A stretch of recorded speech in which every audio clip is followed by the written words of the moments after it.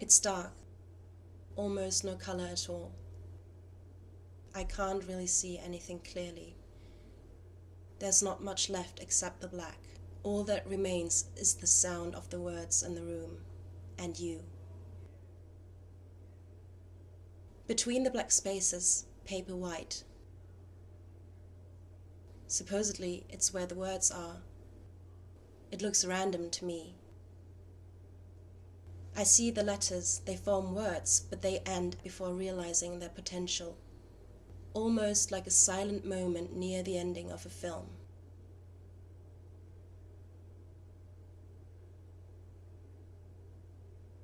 Is this the last scene? Is there another image after? Or just the titles? Will I be left alone in the darkness of the theater? Or another beam of light redeem me from my fears? At the very least, those black spaces have a clear meaning to them, a blockade on information. Even in the whites, there is some of that blackness. Blurry words copied many times over until they become indecipherable. Information lost through document genealogy. Every page 2 of the reports of the Black Panthers from the FBI vault states, the best obtainable copy is included in the reproduction of these documents. Pages included that are blurred, light, or otherwise difficult to read are the result of the condition of the original document. I find it hard to believe. There is no political power without control of the archives, said Jacques Derrida. In fact, there is no lasting power of any kind without the legitimizing power of the archives, said someone else about what Derrida said. Surveillance is control. The fear of the other, especially the black, can drive regimes mad. Mad with diligent paperwork. So much paper. Maybe if we had more time, I would show you all of them. Some of the documents are perhaps overly revealing in information, hiding prejudice within the language. Appendix. Organization of Afro-American Unity. On June 28, 1964, Malcolm X. Little, founder and leader of the Muslim Mosque, publicly announced the formation of a new all-Negro militant civil rights action group. Other are a bit more difficult to read. Only a fraction redacted. But the mystery, oh the mystery. Page 3. Administrative.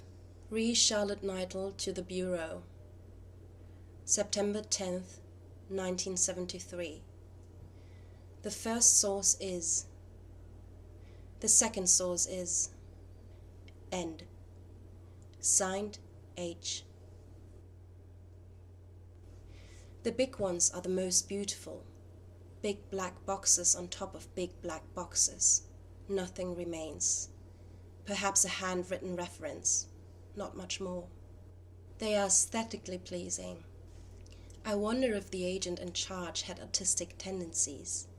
Perhaps his drive was not information, but art? I squint a bit. It reminds me of Malevich.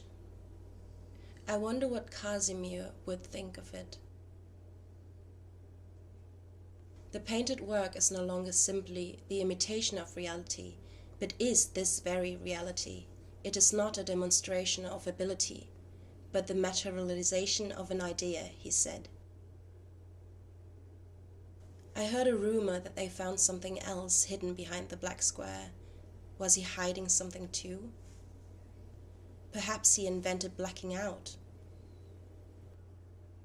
Black is the absence of light. In photography, black means no information. Do these blacks indicate the absence of events? If something is not in the archive, did it occur? And if something is in the archives, does it mean it necessarily happened? How can we know? Perhaps Donald Rumsfeld knew. Reports that say that something hasn't happened are always interesting to me. Because as we know, There are known knowns. There are things we know we know. We also know there are known unknowns. That is to say, we know there are some things we do not know. But there are also unknown unknowns, the ones we don't know.